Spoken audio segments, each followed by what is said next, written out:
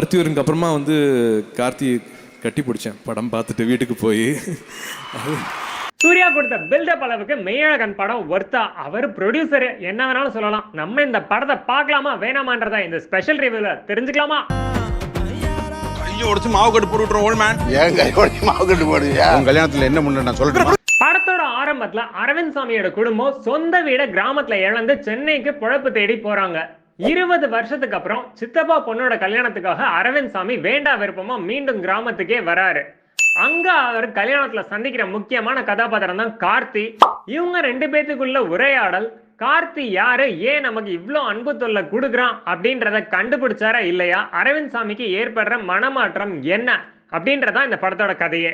படத்தோட பிளஸ் என்னன்னு பார்த்துடலாம். முக்கியமா கார்த்தியும் அரவிந்த் சாமியும் தான். கார்த்திக்கு இந்த கேரக்டர் கிராமத்து வெள்ளந்தி மனுஷனா செமையா பொருந்தி இருக்கு. அரவிந்த் சாமி யார் இவன், எதுக்காக நமக்கு இவ்வளோ பண்றான், அத்தான் உருகுறான் அப்படின்னு இவன் பேர் என்னன்னு காட்டுற கியூரியாசிட்டி அவருக்கு மட்டும் இல்ல ஆடியன்ஸ்க்கும் சேர்ந்து கடத்தப்பட்டிருக்கு. 96 பிரேம் இந்த படத்தோட ட்ரீட்மெண்ட்டை செமையா கொடுத்துருக்காரு. 2 பேருக்கு உண்டான கான்வர்சேஷன் தாங்க 96 படத்துல வர மாதிரியே. ஸோ அதை எவ்வளவு தூரத்துக்கு அவரால் எளிதா எடுத்துட்டு போக முடியுமோ எடுத்துட்டு போயிருக்காரு. கத்தி, ரத்தம், வெட்டு, குத்து, 500-600 பேர்த்த அடிச்சு கொள்றதுன்னு இல்லாம ஒரு ஃபீல் குட் மூவியா கொடுத்ததுக்கு அவருக்கு ஹேட்ஸ் ஆஃப்.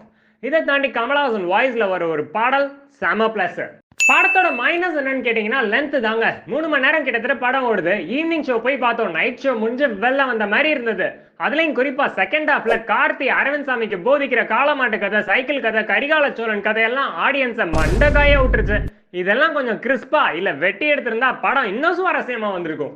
சரி, இந்த படத்தை பார்க்கலாமா வேணாமான்னு கேட்டீங்கன்னா சண்டை, பாட்டு, கமர்ஷியல் எலிமெண்ட்ஸ் எதுவும் இல்லாம ஒரு ஃபீல் குட் மூவி. இமோஷன்ஸ், காமெடியோட கிளைமேக்ஸ் முடிஞ்சு வீட்டுக்கு நிம்மதியா போகணும்னு நினைக்கிற ஒவ்வொருத்தரையும் இந்த படம் ரொம்ப சாட்டிஸ்ஃபை பண்ணும்.